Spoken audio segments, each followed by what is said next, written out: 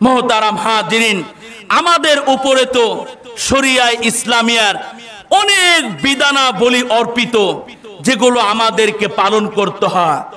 এখন কেউ যদি প্রশ্ন করে, ওগো ওগো আল্লাহর নবী, এত আমলের বীরে কোন আমলটা আমি বেশি বেশি করব? কেউ যদি আল্লাহর নবীকে প্রশ্ন করে, ওগো আল্লাহর রাসূল, আমার উপরে তো শরিয়ায়ে ইসলামের অনেক বিধান, এত সব বিধানের বীরে কোন আমলটা আমি সবচেয়ে বেশি সুদৃঢ়ভাবে আঁকড়িয়ে ধরব? আল্লাহর রাসূল বলেন, তুমি সদা তোমার জবানকে জিকিরের মাধ্যমে সিক্ত রাখবা। প্রমাণ তিরমিজি শরীফের 3375 নম্বর হাদিস। ওয়ান আব্দুল্লাহ ইবনে বুসরিন রাদিয়াল্লাহু তাআলা আনহু قال ইন্না রাজুলান আতান নাবিয়্য সাল্লাল্লাহু আলাইহি ওয়াসাল্লাম ফাকালা ইয়া রাসূলুল্লাহ ইন্না শারাইআল ইসলামি কদ কাসুরাত আলাইয়া আই গলাবাত আলাইয়া। জৈনক ব্যক্তি নবীজির খেদমতে এসে বলতেছে, ওগো আল্লাহর রাসূল, শরিয়ায়ে ইসলামিয়ার অনেক বিধান আমার উপরে অর্পিত, এই সব বিধানের বীরে আমি কোন আমলটা বেশি বেশি করব? ফাখবিরনি বিশাইইন আতাসাব্বাতু বিহি, আমাকে এমন একটা আমল আপনি বাতায় দিবেন যেই আমলটাকে আমি সুদৃঢ়ভাবে আঁকড়িয়ে ধরব। যেই আমলটাকে আপনি এই সব আমলের বীরে এমন একটা আমল আজকে আপনি আমাকে বাতায় দিবেন যেই আমলটাকে আমি সুদৃঢ়ভাবে আঁকড়িয়ে ধরব। রাসূল করিম সাল্লাল্লাহু আলাইহি ওয়াসাল্লাম বললেন, লা ইয়াজালু লিসানুকা রাতবাম মিন যিকরিল্লাহ, হে আল্লাহর গোলাম, তুমি তোমার জবানকে সব সময় জিকির আসকারের মাধ্যমে তুমি সিক্ত রাখো। সব সময় জিকির আসকারের মাধ্যমে জবানকে সিক্ত রাখার অর্থ কি? যে জবানকে সিক্ত রাখার অর্থ হলো, তুমি যখন দাঁড়ানো থাকবা তোমার জবানে রবের জিকির থাকবে, যখন বসা থাকবা তোমার জবানে রবের জিকির থাকবে, যখন শোয়া থাকবা তখন তোমার জবানে রবের জিকির থাকবে। যখন এই মৌলিক হালাতগুলোতে তোমার জবান জিকির দ্বারা সিক্ত থাকবে, তখন তোমার জীবনের সর্বশেষ নিঃশ্বাস তুমি এমন হালাতে ত্যাগ করবা যখন তোমার জবানে তোমার রবের জিকির থাকবে, তোমার রবের জিক্রুল্লাহর আলফাজগুলো তোমার জবানে থাকবে। তিরমিজি শরীফের 2403 নম্বর হাদিস। ওয়ান আব্দুল্লাহ ইবনে বুসরিন قال جاء اعرابي الى النبي صلى الله عليه وسلم, হযরতে আব্দুল্লাহ ইবনে বুসরিন বলেন, জৈনক গ্রাম্য ব্যক্তি আল্লাহর নবীর কাছে আগমন করলেন। ফাকালা ইয়া রাসূলুল্লাহ আইয়ুল আমালি আহাব্বু ইলাল্লাহ, ওই লোকটা এসে আল্লাহর নবীকে জিজ্ঞাসা করলেন, ওগো আল্লাহর রাসূল, আল্লাহ তাআলার কাছে সবচেয়ে প্রিয় আমল কোনটি?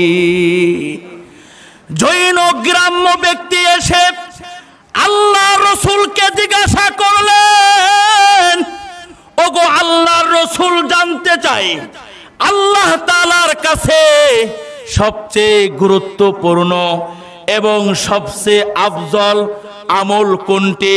আল্লাহ রাসূল তাকে বললেন, আনতুফারিকাদ দুনিয়া ও লিসানুকা রাতবুম মিন যিকরিল্লাহ, সবচেয়ে মাহবুব আমল হলো আল্লাহ তাআলার কাছে যে তুমি দুনিয়া ত্যাগ করবা আর তখন তোমার জবানে তোমার রবের জিকির থাকবে। এটা হলো আফজল আমল, এটা হলো উত্তম আমল যে তুমি দুনিয়া ত্যাগ করবা আর জীবনের অন্তিম মুহূর্তে আর জীবনের সর্বশেষ নিঃশ্বাস যখন গনি আসবে তখনও তোমার জবানে সন্তানের নাম উচ্চারণ হবে না, তখনও তোমার জবানে দুনিয়া উচ্চারিত হবে না, তখনও তোমার জবানে দুনিয়ার কোনো মানুষের নাম জপতে থাকবে না।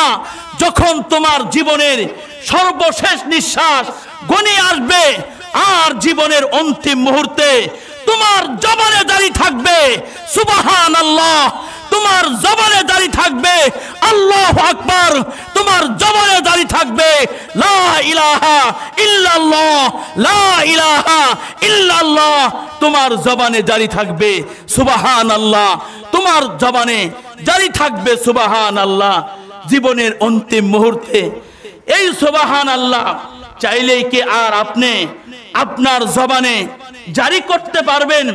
এটা তো মহা মালিকের ফজল রহমত শামিলে হাল হতে হবে। যারা 24 ঘন্টার মধ্যেও, বাংলাদেশে তো এমন মুসলমানের সন্তানের অভাব নাই যারা 24 ঘন্টার মধ্যে একবারের জন্য তার রবকে স্মরণ করে না, আছে না নাই?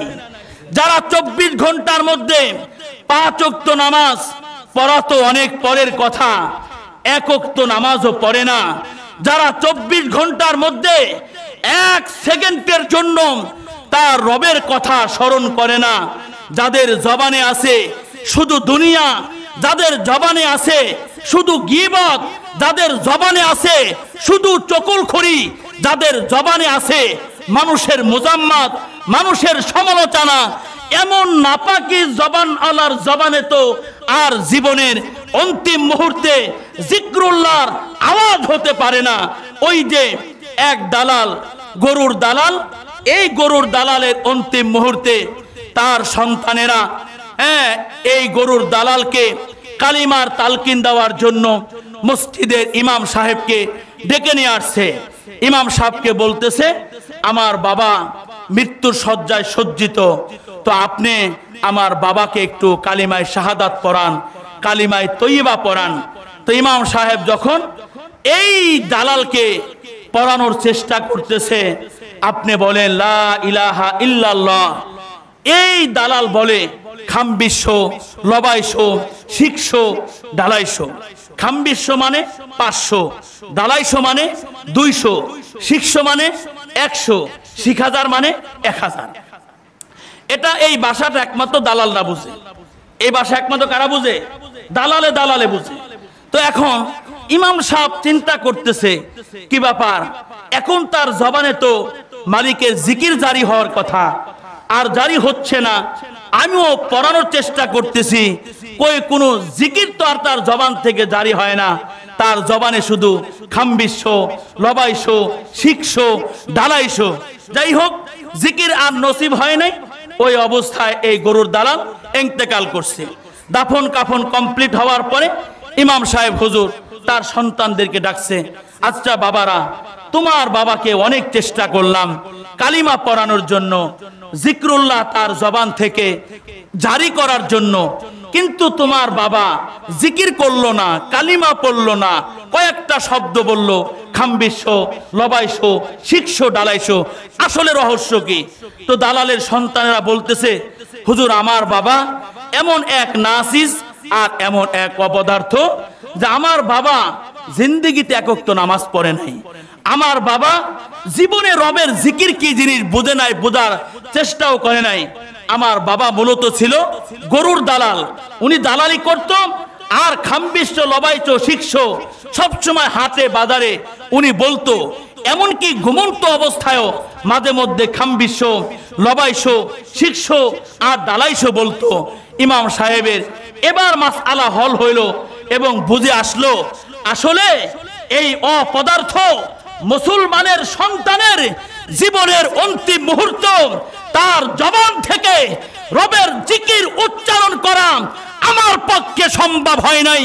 তার জবান থেকে খামবিশ্ব, লবাইশো, শিখশো বের হয়েছে, কারণ তার দুনিয়ার সংক্ষিপ্ত সফর শেষ করেছে এই জবানের মাধ্যমে। খামবিশ্ব আর লবাইশো আর শিখশো আর ডালাইশো উচ্চারণ করার মাধ্যমে।